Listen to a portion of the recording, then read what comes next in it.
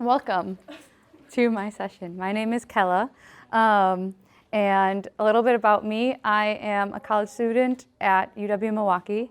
I'm studying nutritional sciences, and I'm getting a certificate in complementary and integrative health approaches. Super long, I don't know why. But I'm also a shift supervisor at Starbucks, and I also have my own health coaching company. So it's kind of a little bit about me. And this session is basically how to not overplan your life and how to really let God's plan more so come into your life versus basically just like, this is my plan and I'm going to do my plan and then get disappointed. So this is also going to be more of like a conversation. No, like, I don't have any PowerPoints or anything. We're just going to have like a talk and it's going to be awesome. Take notes as you like. I don't have handouts either. And we're going to jump right in. We're going to be very vulnerable and open too. So if you have questions or anything, feel free to raise your hand, ask any questions. So we're going to begin with some questions. And I'm just going to ask you to raise your hand if they apply to you. So I consider myself a planner. All right, cool. My life is different than what I planned. Awesome. I love to feel control in my life. That's me too. Yup. Sometimes I doubt God is leading me the right way. That is also me. And that's just the truth. That's what happens when we try to overplan our own life. So thank you all for your honesty, because sometimes that is kind of difficult to take a step back and give God control. So before we jump in, kind of a backstory about why I'm talking about this, and a story about my life. So we're going to go back to 8th grade. Great. Is little Kella, and she decides she's going to be an athletic trainer. 8th grade. I figured out what I was going to do with my life. I win. It's great. Like, nobody else knew what they were going to do. I was the only one who knew. I felt like I was ahead of the game. I get into high school, I'm still going to be an athletic trainer. And all of my advisors are asking me, they're like, what do you want to do? I'm like, I'm going to be an athletic trainer. And I was super confident. And they're like, are you sure? Like, did you look at all your options? And I was like, I'm going to be an athletic trainer. Like, just, that's all that I thought. I was so narrow-minded. Friends and family were like, are you sure? Like, asking me again. And I'm like, I'm an athletic trainer. Like, that's it. That's what I'm doing. So I start looking at schools and colleges for athletic training. And I tour some of them. And I decide that I'm going to go to UW-Eau Claire, which is about like 4 hours north. So I get there. I'm going to be an athletic trainer. It's great. Meet all of my friends who are athletic trainers. Can you see like a kind of like a trend? Yeah. And I'm in the programs and I start getting like a little uneasy and I'm like, I don't know if I want to do this. And then it turns farther and I'm like, crap, I really don't want to do this. I'm already here though, and I'm super alone. There was nobody there who was like, I didn't really have any friends like I thought I did, but I really didn't because everybody's new. I felt completely alone. I was 4 hours away from the nearest family. I had nothing. I started to get really bad anxiety and depression to the point where I was getting panic attacks. And I remember the day I was like freaking out. I was Googling online, like, what do I want to do with my life? What do I want to do? Like, should I go? Like, taking all these weird BuzzFeed quizzes and like all this like stuff like that. And I remember freaking out, and I just remember I like was crying, and I just like hit the floor. I couldn't breathe. I was just crying on the floor. I tried to call my mom. She didn't answer right away. That made me freak out even more. And I was helpless. I couldn't do anything. It was like my first giant panic attack. And that really like brought me to the low ground. I went to a counselor and I was put on medications for anxiety and depression. And then dealt with panic attacks for a while because I overplanned my life. And I had no idea who I was because I was going to be an athletic trainer for the past 4 years of my life. And that's who I identified as. So coming back from that, it was very stressful. It was a super stressful time, and I had no idea. And I felt extremely lost and I just felt like there was nothing for me. But I came back home, kind of refigured my life, just kind of chilled out a little bit, like relaxed, like be like, okay, like I don't know what I want to do, and that's okay. That took a long time for me to say that's okay, because I always want to know what I'm doing. I need control of my life, which is my own problem. But I share this with you because sometimes God changes our lives and he has other things in mind for us versus what our plans are. Something about this, though, is that we're not robots. We don't have like one set plan. It's like, I'm following you, God. This is where I'm going. You're just leading me around. That's not how God is in our life. In Psalm 138, verse 8, God says, the Lord will fulfill his purpose for me.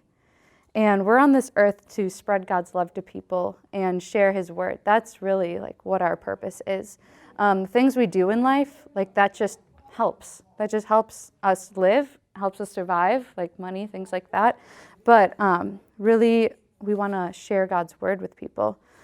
And God says in like Jeremiah 29:11 that I know the plans I have for you. And that wasn't like a good thing. Like the story after that is that people's lives were basically like ruined.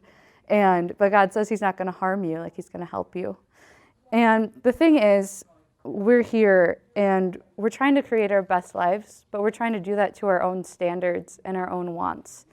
And that's not going to work because we're not God. And God is the only one who can really help us and prepare us for what he wants for us. So I have 3 points about this and how we can prepare ourselves for whatever life is going to throw at us, whatever God's going to throw at us. And the first point is to be spiritually strong. This is the most important. If you're going to be trusting in God, you have to be spiritually strong. I have a question. Do you guys trust God? Yeah? Trust God? We say we trust God sometimes. If we trusted God, then why would he lead you? Like, why would we not trust him that he'll lead us somewhere? Like, he's leading us somewhere. If we say we trust him, we should trust him. Thinking about Job, do you all know the story about Job? Yeah? Cool. So do you think he planned that? Like, he's like, I can't wait to have my whole family die and me be sick and just my friends want me to die. He didn't plan that at all. And in the book of Job, he said, I know that you can do all things. No plan of yours can be prevented. And I don't know, but hearing Job say that after all of this happened, saying like no plans of yours can be prevented, that's just super powerful for me.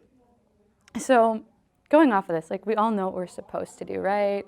Read the Bible more, go to Bible studies, go to church, have accountability groups, but do we do it? I know I can do better, and I know probably other people can do better too. So being spiritually strong. What does a relationship look like? Like, shout out some words that a good relationship would have, qualities.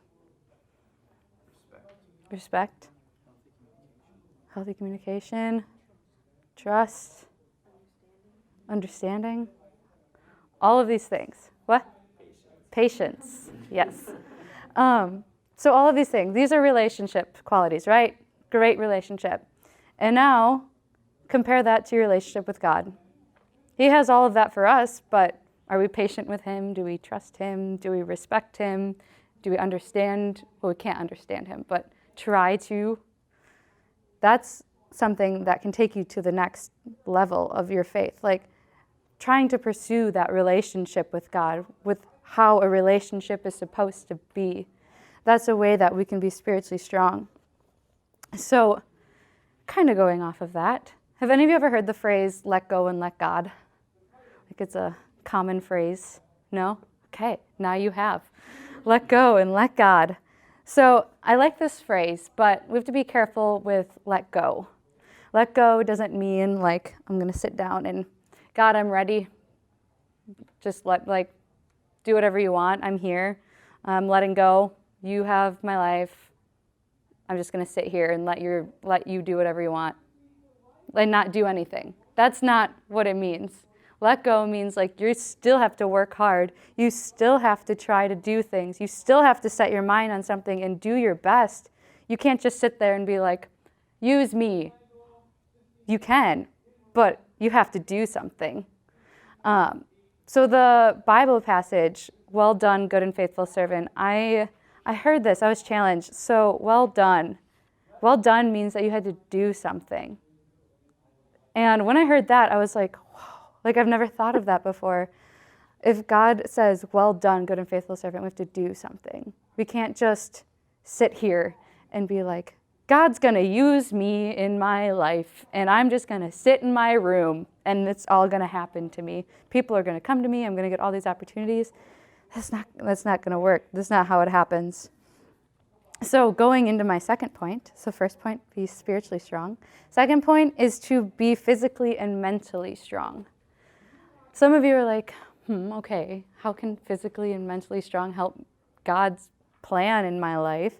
And I have to talk about this too, like I'm a health coach. I have to bring this in somewhere. But this idea is so physically strong. I'm not saying that God will only use you if you're the ultimate human and you're super buff. That is not what I'm talking about. Being strong enough and healthy enough to live your life is what I'm talking about, and live it properly. If you don't show up for your life, then how can God use you? If you're not prepared, if you're not taking care of yourself, if you just sit in your room and play video games and eat junk food, how is God ever going to be able to use you if you're not healthy? Like, it just comes down to that.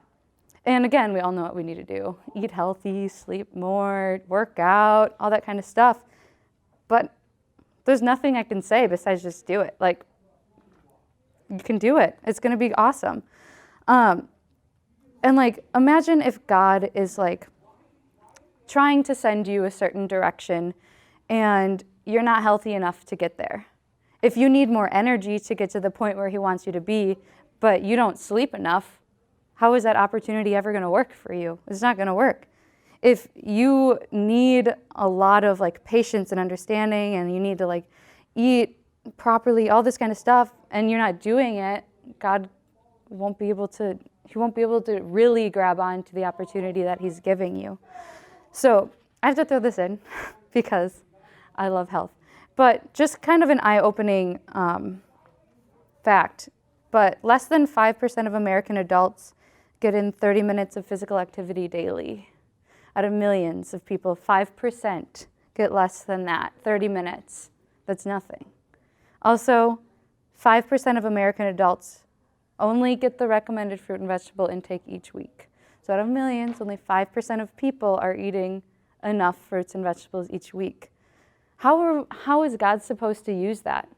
If we're supposed to take care of ourselves, he says that our bodies are his temples. How is he supposed to use something that isn't even worth it? Like, it's not to the standard that he wants.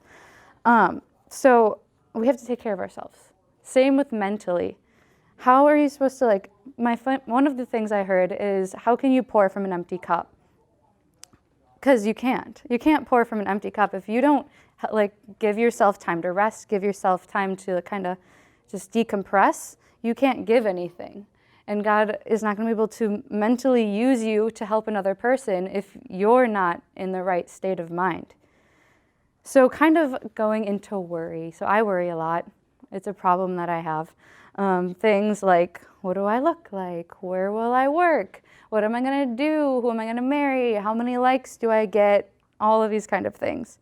And in Matthew 6, let me read this to you. It says, "Therefore I tell you, do not worry about your life, what you will eat or drink, or about your body, what you will wear. Is life more important than food and more important than clothes? Who of you by worrying can add a single hour to his life? Therefore, do not worry about tomorrow, for tomorrow will worry about itself. Each day has enough trouble of its own. God tells us not to worry. So if we're worrying and sitting here and trying to plan, if you're okay, tomorrow, I'm gonna do this, and you don't even have today set, you're already setting yourself up for failure, and it's not gonna go well. You're creating stress for you that you don't even need. Something that I heard also is that a lot of times we create problems that don't exist. A lot of times, we make problems that exist that don't actually exist, and because we decided that they were going to be problems. They weren't problems. In the last section, somebody mentioned that they had to bring their kids to soccer practice, and they were freaking out because it's going to be late. That wasn't a problem until they made it a problem, kind of thing. Jumping into a little bit about social media too. This also creates a lot of unnecessary stress in our lives. And how I kind of combated this was I put a block on my phone, actually, so that I can't get into social media after 9:30 at night, so that I go to bed, and so that I actually just disconnect. I'm not just sitting there scrolling, because it's super, super unhealthy to always be connected and always be in the know and always doing something. God tells us, be still. When was the last time you were still? Still is super hard to do because it's not in our world. It's not in our life. But we need to be still. So, quote, if you can't tell, I like quotes. I painted this picture for a project, and it was a quote from Ralph Waldo Emerson, and it says, "Let us be silent that we may hear the whisper of God." And that quote is just God's whisper. He's not going to shout at you, do that. He's not a big coach guy. It's the small little things. He's going to whisper to you. And if you're just so busy and your life's so chaotic and you don't even allow any time for him to talk to you, how are you going to ever hear the whisper?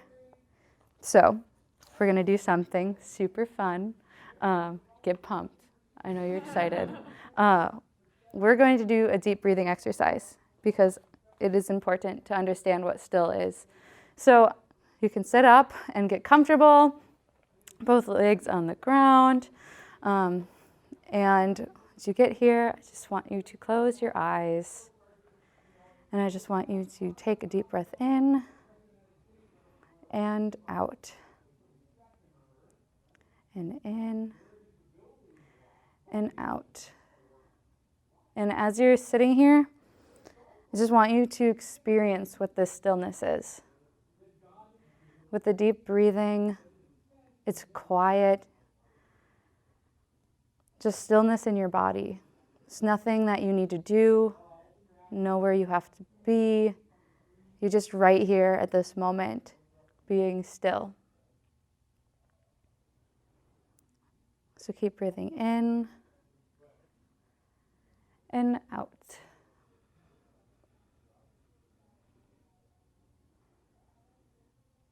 This is what God wants. He wants us to be still. He wants us to take a moment to rest. Take the time to just be and not do.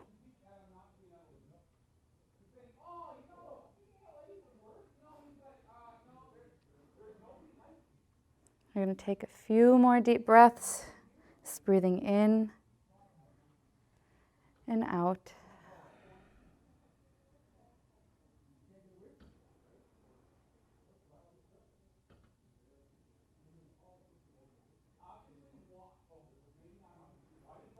Okay, and then you can come back, open our eyes, come back to this moment. Have any of you ever done something like that before?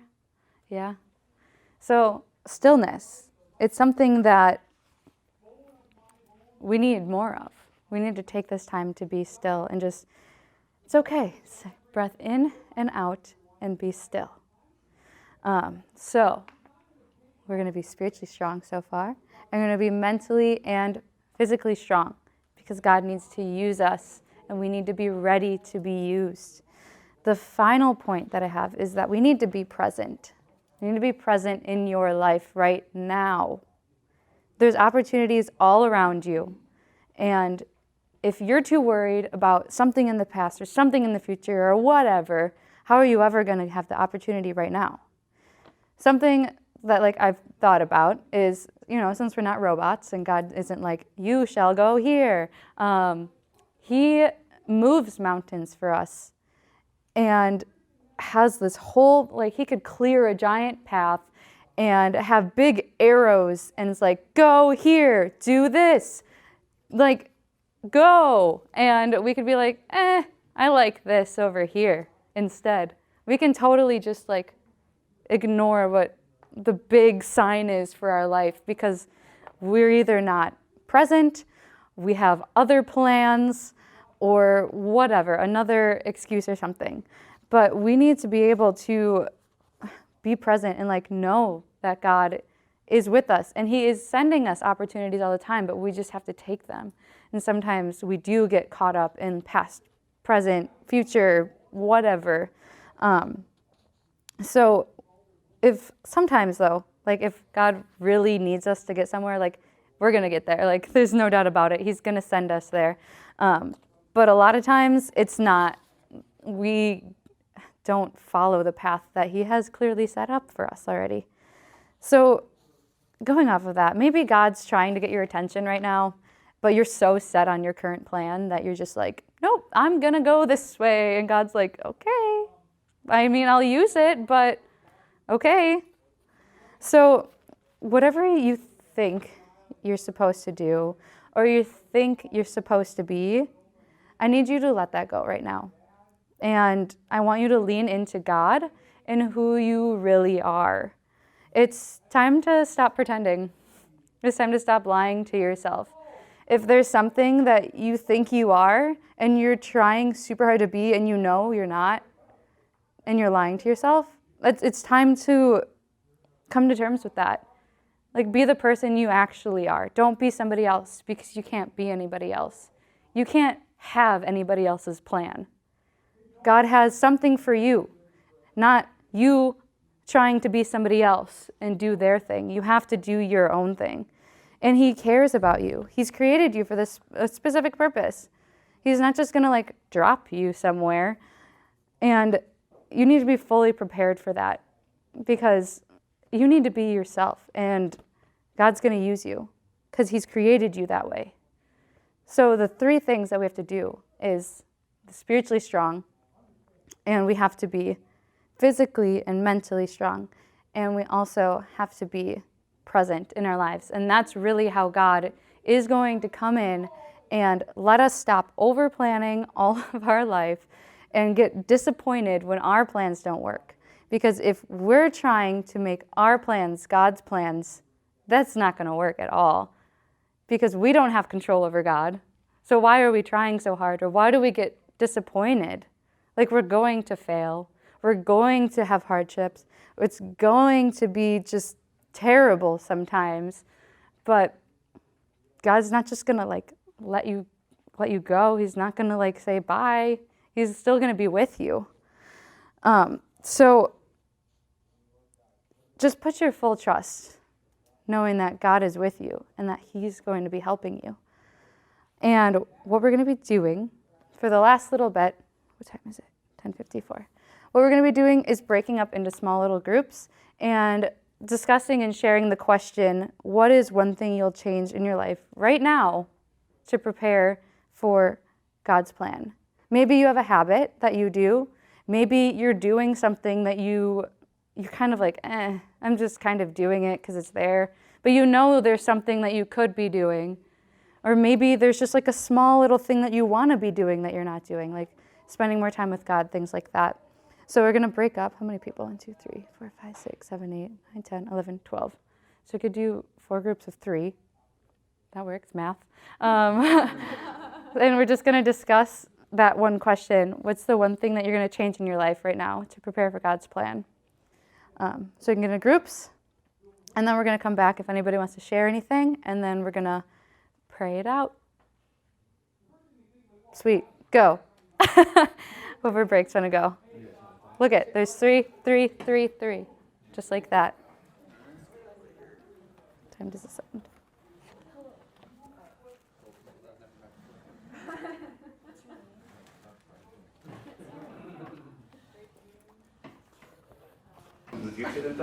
Okay. All right, we're going to bring it back. Some good conversations. Does anybody want to share what they're going to be doing starting today or when you get home to prepare more for letting God deal with your life, not you taking over your life? Yes.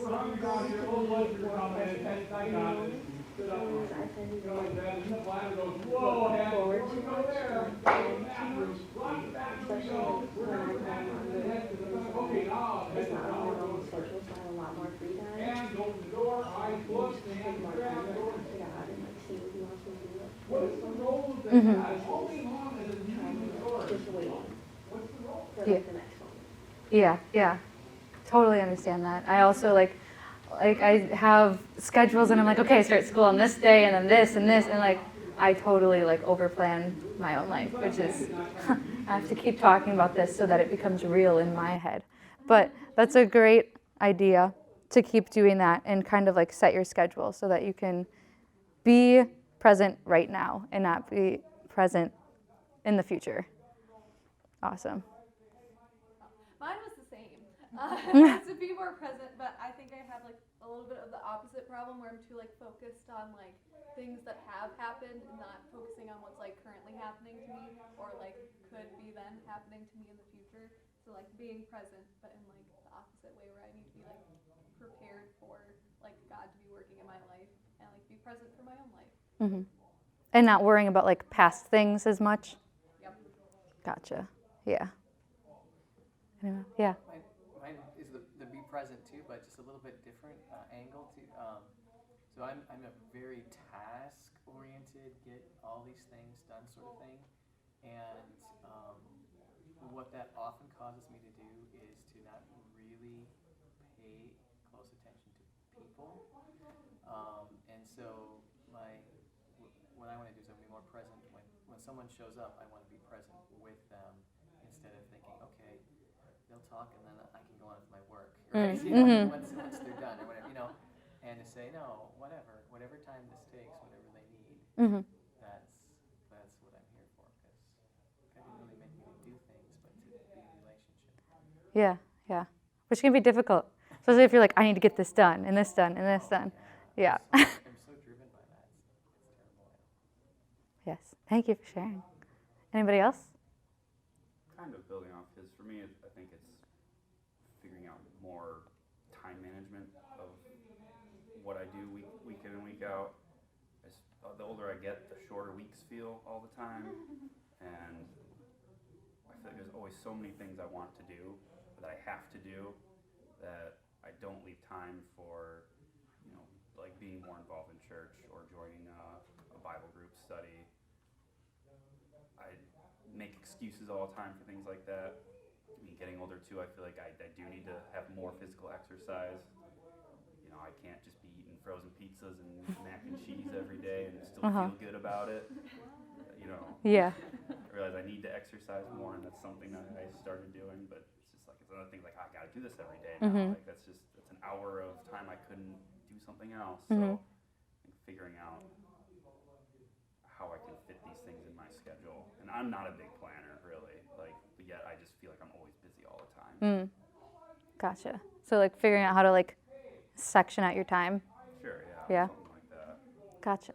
Yes. And more time for other experiences to fit their way in. Mm-hmm. A little more aligned with what God's plan is and not what my plan is. Yeah. Awesome. Sweet. Anybody else? You don't have to, but.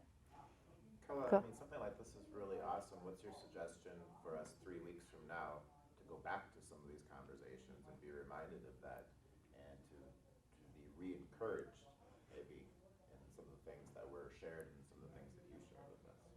Yeah. So great question. Thank you.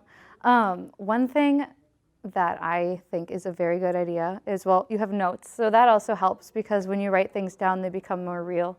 That's a great thing to refer back to. Another thing is to get somebody that can keep you accountable. Like accountability is such a huge thing. If you have like these things on your heart and you share it with somebody and you're like, I'm gonna do this and I want you to like be super strict with me, you have to have somebody who can do that with you and be super honest. But have somebody who can be like, hey, did you do this? And then if you're like, oh no, I didn't do that, that they're gonna be like, well, come on, like, what's stopping you? Let's figure this out. You have to do this.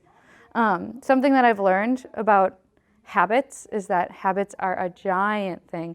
If you create the things that you want to do into something that you need to do, it creates necessity. So in your head, you're like, okay, this is like something I need to do, not have to do.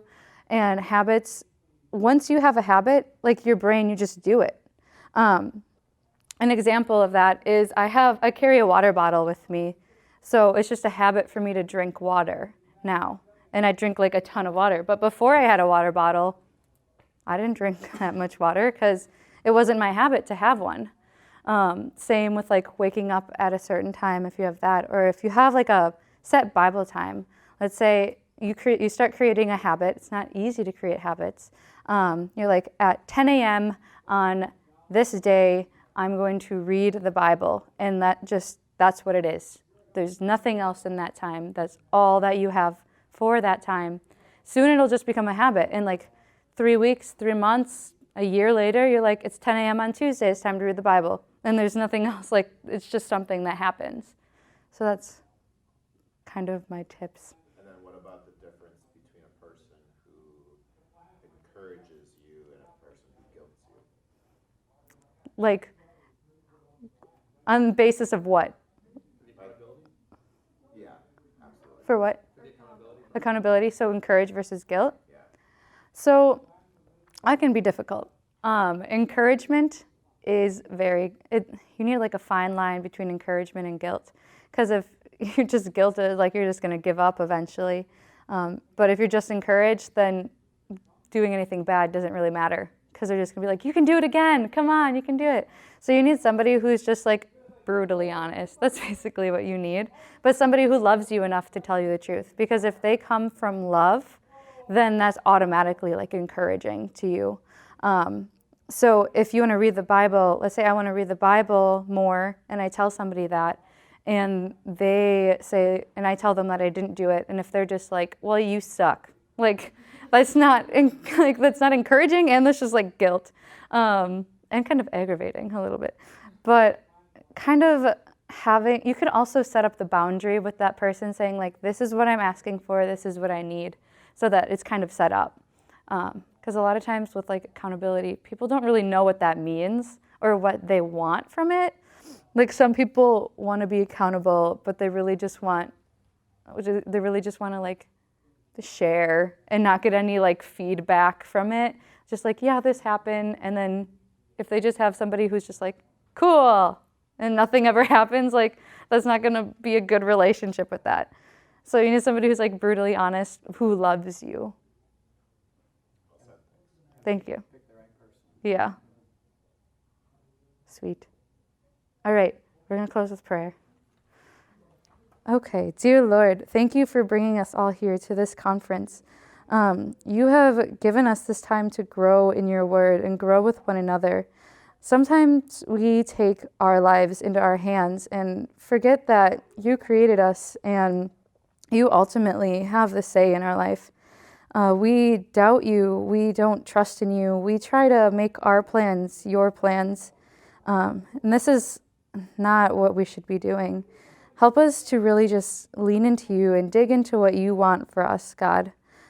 Sometimes we can get frustrated or overwhelmed or just lose patience in whatever we're doing. But we just really ask you, Lord, to take over our lives and help us in whatever that you want us to do to just keep going. We also thank you, Lord, for all of the blessings that you've given us so far and for giving us the time to learn and grow in you. And we ask all of this in your name. Amen. beautiful. Thank you. Yes. Thank you.